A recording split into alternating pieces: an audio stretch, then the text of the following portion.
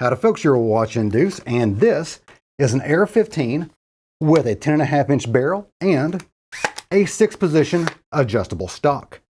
Per the ATF, the ownership of this firearm is punishable by up to 10 years of federal prison. I will not be going to prison.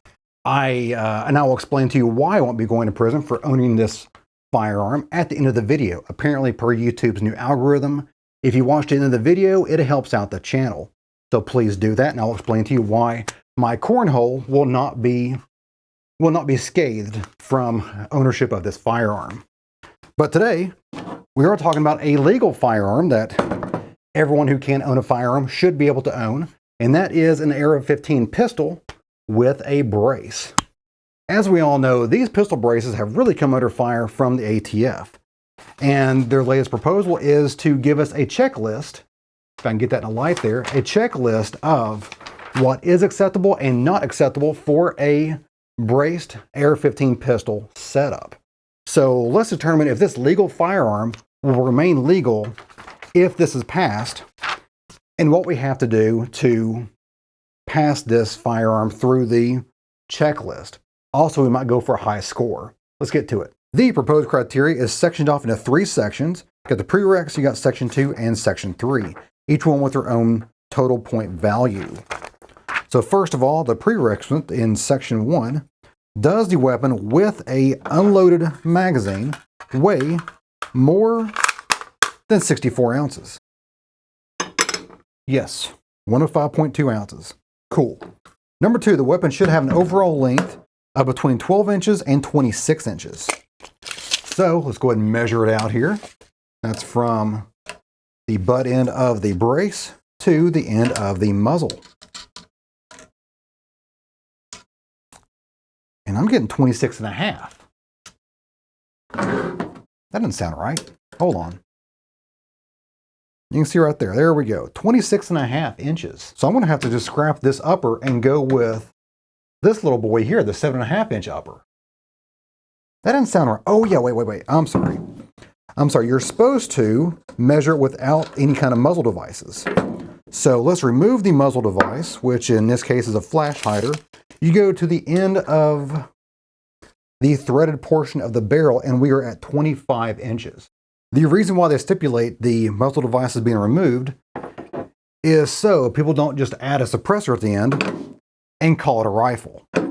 Section 2, Part 1. Does the brace mimic a known stock design?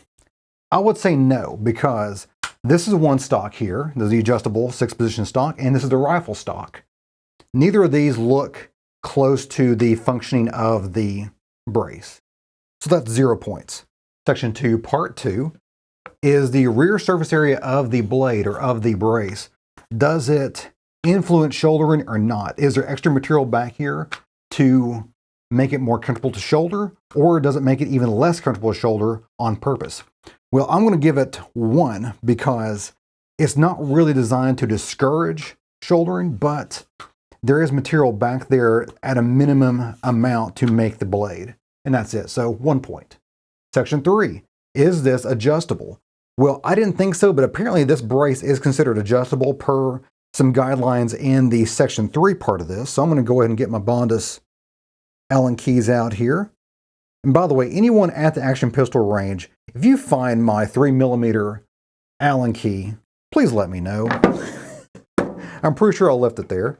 But you can adjust this to different lengths because it does have those notches in the bottom. So that does end up being considered an adjustable brace. And lastly, adjustability and support. This is not folding, so you get 0 points there, which is good. It is a fin type design, but it has no arm strap, so that's an extra 2 points, which gives us 5 total points, and making this a short barrel rifle per the proposed guidelines. If we add a strap to this, then we can remove those 2 points. Now, I don't have a strap large enough to take care of what we need to do here, but let's just say hypothetically I have a strap that goes around my forearm, and we can use it as a brace as the ATF is intending. So we can remove those 2 points, and we're down to 3 total points, making it able to move on to section 3. A quick intermission here in the middle of this video. I have uploaded this video about 6 times over the last 2 weeks, trying to get past the censors so I can run ads on it and it won't be both demonetized and the scope of it, the scale of it won't be limited either out to the rest of the audience. Unfortunately, that's not the case. No matter what I do to this video, it hits some sort of trigger somewhere and it will not be monetized. So this is the original video as intended. And I'm going to ask you guys right now, hit that like button. If you're not subscribed, hit that subscribe button and I'll show you how I develop a load for these 300 Win Mags. It's a very interesting load. I hope you really enjoy it. There will be a future video in a couple of weeks. Hit that subscribe button now because that's the only way you're going to see this stuff sometimes, because this will not be advertised to you guys unless you are subscribed. Now back to the rest of the video. Section 3, Part 1, length of pull. That is the distance between the trigger and the back of the brace. Now, unfortunately, they have us measuring this with the brace in the most rearward section. And from the trigger to the most rear section of the brace when it's fully extended is right at 13 inches, which gives us 3 points right off the bat. Section 3, Part 2, the attachment method. This uses a pistol buffer tube, but this buffer tube is notched for adjustment purposes, which gives us 1 point, which is 4 points total in the third section, which means this is going to be considered a short barrel rifle, and we've not even completed the next 2 parts of this third section. In order to keep moving on, let's pretend I change out this notched buffer tube with this smooth pistol buffer tube, which has no notches for adjustment. Section 3, Part 3. I forgot to leave my strap on there, so let's just say again, hypothetically, this strap is large enough to fit around my arm, and it is on there. So we have 0 points for Part 3. Section 3, Part 4, we're looking at all the accessories and its finished shootable weight. So, hand stop, I have no hand stop. Secondary grip, no I do not. Presence of a bipod, monopod, I do not have that either. And I do not have a scope, that's just a normal red dot, which you find on pistols. Magnifier, don't have a magnifier on here. I do have flip-up sights. Backup flip-up sights are fantastic. As you can see right there, they work great.